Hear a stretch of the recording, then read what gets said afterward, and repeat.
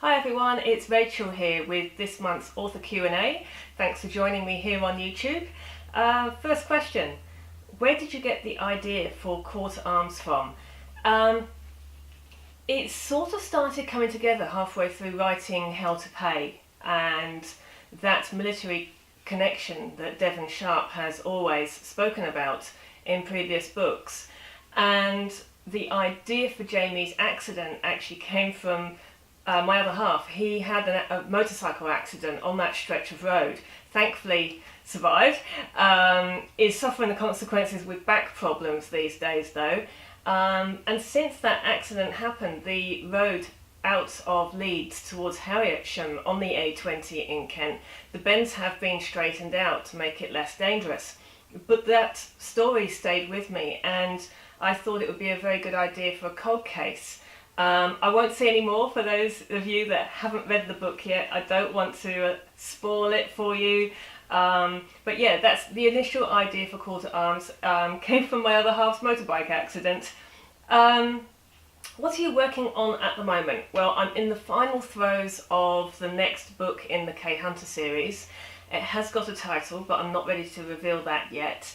And that will head off to my editor after Easter for a few weeks with her, and then when I get that back, I'll take on board her comments. I'll polish it to within an inch of its life, and then it will go off to my proofreader.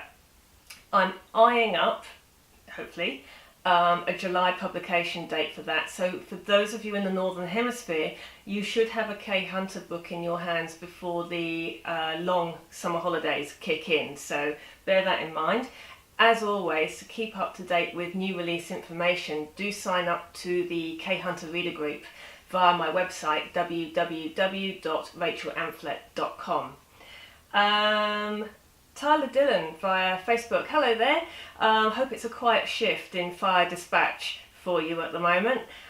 You wanted to know how many books do I work on at a time.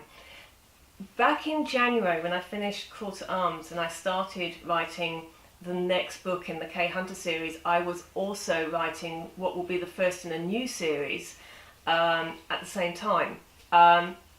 It was quite easy then because I had ideas for both whizzing around in my head, and I think I wrote about 20,000 words on the other writing project, shall we say, before this book 6 in the K Hunter series really started to take off in my head.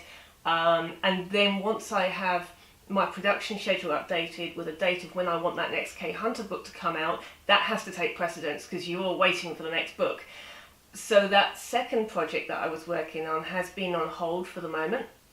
But what will happen when the next K Hunter book 6 goes to the editor after Easter, while she's got that, I'll go back and work on the other book and get as many words down as I can in the three weeks or so that she'll have K Hunter book 6. So I've always got something that I'm doing. I'm writing every single day, whether that's a K Hunter book or something else. And I'm very lucky in that I have a number of projects on the go at any one time. So I've always got something to work on and stops me getting bored. But thanks for the question, that was a good one. And you did ask me if I use an editor. As I've said before, yeah, I do, definitely. I'll never skimp on editing costs, and I'll never skimp on design costs for the book covers. I think that's, after actually writing the book, that's the two most important things as a writer that you can do. What am I reading at the moment? Well, let's start on about what I've read, some of the books I've read since we last caught up. Unsub by Meg Gardner.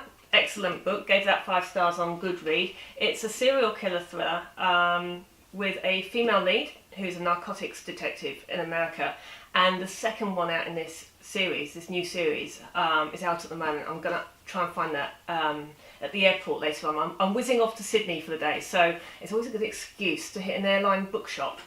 The other book, I must recommend this because it was absolutely fantastic, Steve Kavanagh, 13. It features his protagonist, Eddie Flynn. It's one of those series where you can pick them up as standalones. So I'd read The Plea, which I think was book 3 in the series. This is book 4, if I'm right in my numbers. This absolutely blew me away. Loved it. If you haven't read anything by Steve before, and the closest thing I can compare it to is The Lincoln Lawyer by Michael Connolly. It's that same sort of fast pace. Yes, it's legal. No, it's not boring. And the tagline on this had me, as soon as I saw it on Twitter, the serial killer isn't on trial, he's on the jury. Superb. Buy that.